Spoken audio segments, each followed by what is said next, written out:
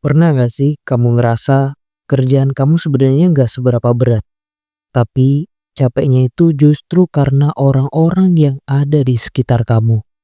Rasanya energi terkuras habis, bukan buat menyelesaikan tugas, tapi buat ngadepin sikap teman kerja yang toksik. Dan yang lebih nyesek, kamu jadi merasa sendirian padahal ini tuh kerja tim. Di kantor, pasti ada aja orang yang pura-pura sibuk pas ada atasan. Padahal pas tim butuh kontribusinya, dia helak atau malah angkat tangan seakan-akan tidak bisa apa-apa. Tapi giliran hasil kerjaan udah jadi dan ada atasan, tiba-tiba dia nongol paling depan. Kelihatan hebat padahal kontribusinya nol besar. Lalu ada juga tipe yang selalu haus pengakuan. Apapun situasinya harus banget dia yang terlihat paling pintar, paling rajin, paling berjasa. Gak peduli sama perasaan orang lain. Pokoknya spotlight harus ke dia. Dan tanpa sadar, kamu jadi ikut terbawa drama itu.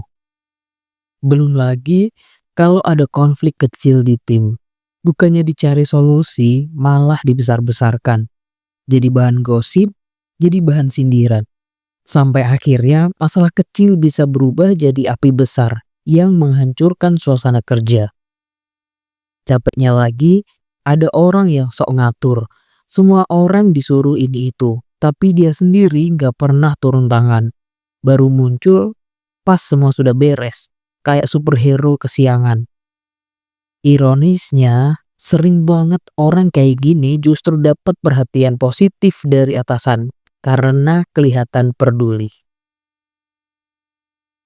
Yang bikin lebih down adalah ketika ada orang yang suka ngeremehin kerjaan kita. Dianggap sepele lah, diremehkan, atau bahkan dibanding-bandingkan dengan orang lain. Padahal kita udah berusaha maksimal. Hati siapa yang gak sakit coba kalau terus-terusan kayak gini? Dan jangan lupakan tipe pencari muka. Kalau ada masalah, dia paling depan buat lempar kesalahan ke orang lain. Tapi kalau ada penghargaan, dia juga paling depan buat angkat tangan. Energi yang harusnya dipakai buat kerja bareng, habis cuma buat mikirin gimana cara survive dari sikap toksik teman-teman kayak gini. Kalau kamu pernah atau bahkan lagi ngalamin situasi kayak gini, aku cuman pengen bilang, kamu gak sendirian.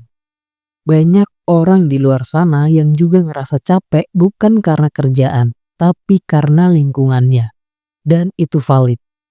Wajar banget kalau kamu ngerasa lelah secara mental.